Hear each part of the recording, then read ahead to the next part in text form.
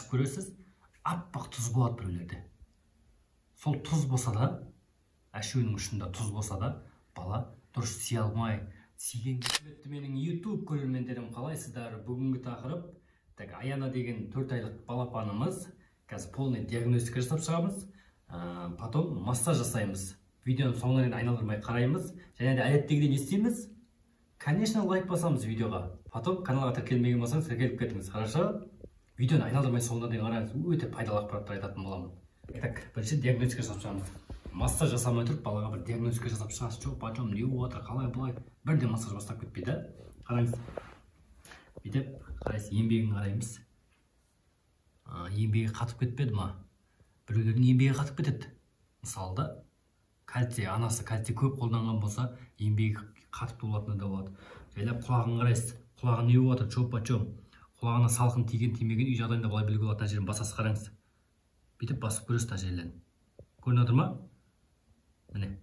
Мына жерін бүйтіп басып көрсеңіз, құлағының, егер баланың құлағына салқын тиген болса, бала басқаша реакция білдіреді бүйтіп. Или шаңырып жылап жібереді.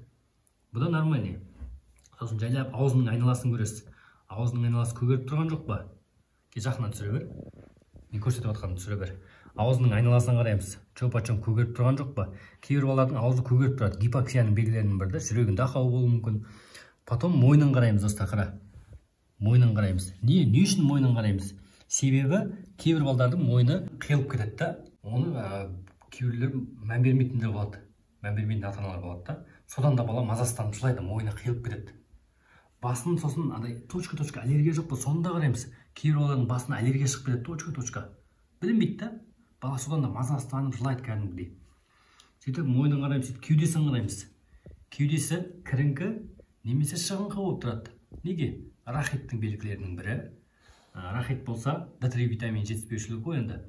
Сондай кіріңкі немесе шығыңқы болып тұрады кеудесі. Потом қолын қарайсыз. Қолында гипертонустың белгісі бар ма? Гипертонус немесе гипотонус. Соны анықтайсыз. Мысалы, міне, бүйтіп кішкене қарайсыз қолында. Мынада нормальный, спокойно. Гипертонустың ондай қатты белгісі жоқ, гипотонустың да белгісі жоқ. Потом ішіне түсеміз. Қараңыз. Ішін қарайсыз, көрініп отырмын өзі. Ішін қарайсыз. Біреулердің іші үлкен болып тұрады. Рахиттің белгілерінің бірі арық болып тұрады. Іші үлкен болып тұрады, топ сияқты. Көрдіңіз ғой, жайлап төмен түсесіз. Қыз баланың, мысалы, ұл бала болса, жайлап төмен түсеміз да, шөтегін қарайсыз. Әшуін да, кішкене ашып көріңіз қатты. Қатты емес, чуть-чуть ашып көресіз, аппақ тұз болады біреулерде. Сол тұз болса да, әшуінің ұшында тұз болса да, бала дұрыс сие алмай, сиген кезде де жылап, мазасызданады сонда. Көрдіңіз ғой, соған да мұқият мән беру керек. Потом шатында бір қарап қоясыз, чоп-почем не болып жатыр, қызарып кеткен жоқ па? Кейбір балаларға памперс жақпайды, мысалы. Мысалы да, бір памперс жақса, біреуі жақпайды деген сияқты. Сосын екі шатындағы бірінші сызығына қарайсыз. Неге? Дисплазияның белгісін осы шаттың бірінші сызығынан да анықтауға болады. Түсінікті ғой, достар, сызығы ұзын болып тұрады, біреуді қысқа болып тұрады. Ал қалған төмен сызықтары ондай қатты не важный. Потом бұлай айналдырып көресіз. Айналдырып барғанда нормально айналып тұр ма? Қараңыз. Мынада бір чуть-чуть бір айналғанда бір реакция білдіреді. Қараңыз. Неге спокойно жату керек айналдырған кезде. Бала уже қиналып кетті. Көрдіңіз ба? Бұда дисплазияның белгілері бар деген сөз. Бірақ точно диагноз қоймайсыз. Сіз врач емессіз ғой. Мен де точно диагноз қоймаймын. Оны ортопед мамандар қояды. Көрдіңіз ғой, міне, сіз просто болжамалы диагноз қоясыз. Мына аяғында что-то не то, қара, жібермейді. Мына аяғы, міне, айналып тұр да, мына аяғында реакция бар.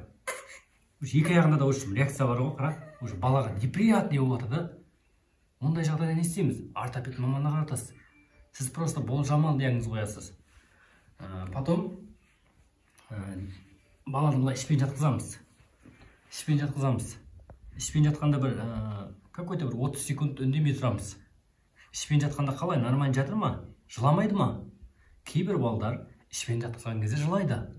Неге? Себебі үйретпеген. Туылғаннан бастап үйрету керек ішпен жатқызып. Ішпен жатқызғанның пайдасын айтайын, достар. Колика болмайды. Бала мойнын күшті, спокойно ұстайтын болады уақытысында осылай. омыртқа бұлшық еті тез қатаяды, мойын бұлшық еті тез қатаяды, уақытысында еңбектейді. Көрдіңіз ба қандай пайдасы бар ішпен жатқызғанның? Сондықтан бала туыла сал ішпен жатқызып үйрете беріңіз. Көп колика болмайды да ішінде еще.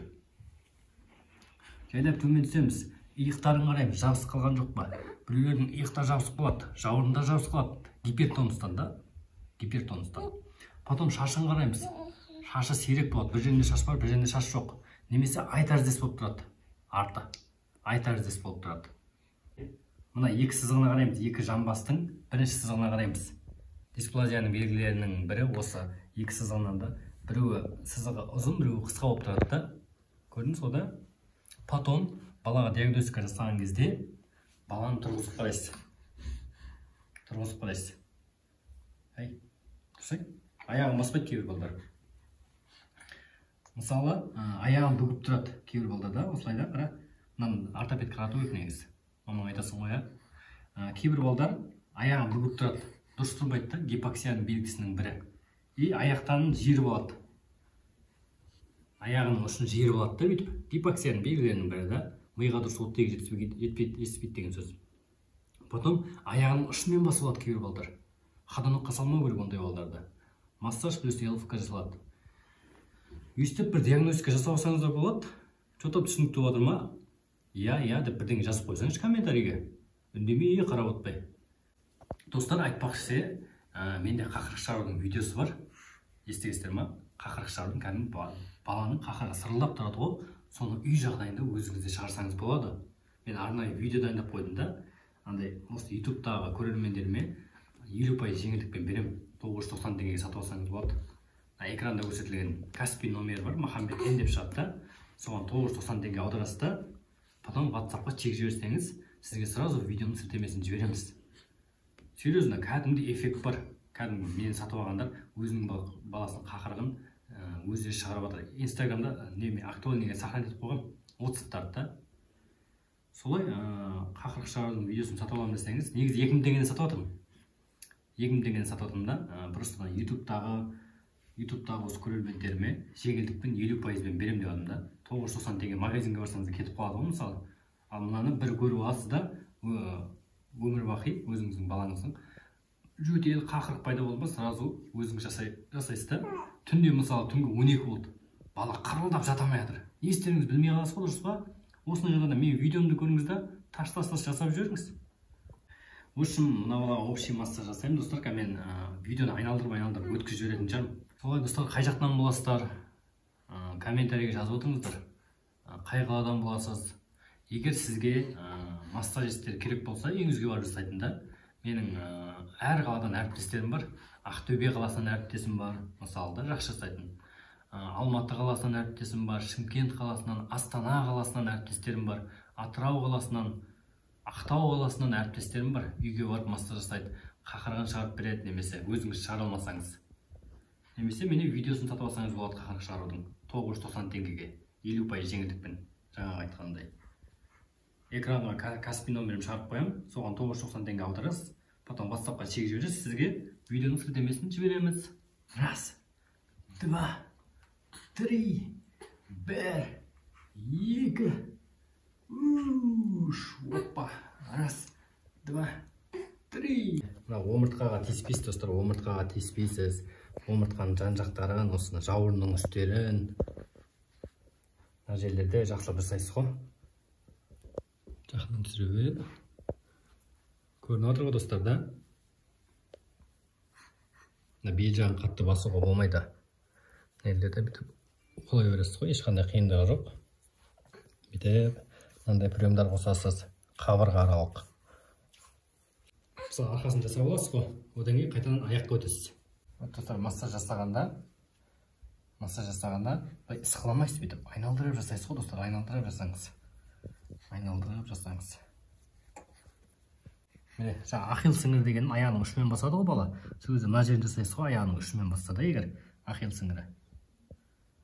Мысалы, арқасына, аяғына полный массаж жасап боласыз ғой, потом мынандай ЛФК жасайсыз. Міне, мына жерін жамбасын ұстап аласыз. 1, 2, 3. 1, 2, 3. Көрдіңіз ба? Егер баланың ішінде жел болса, міне, екі жамбастан тук. Баланың ішіне жел қармас тұрса, өйстіп істесеңіз болады. Сырғыт жібересіз, жел шығады ішінен. Достар, видеоға лайк басайық, обязательно. Және де осы видеоны басқаларға таратыңыз, біліп жүрсін. Комментарияға сұрақтарыңыз болса қойыңыздар. Келесі видеода жолыққанша.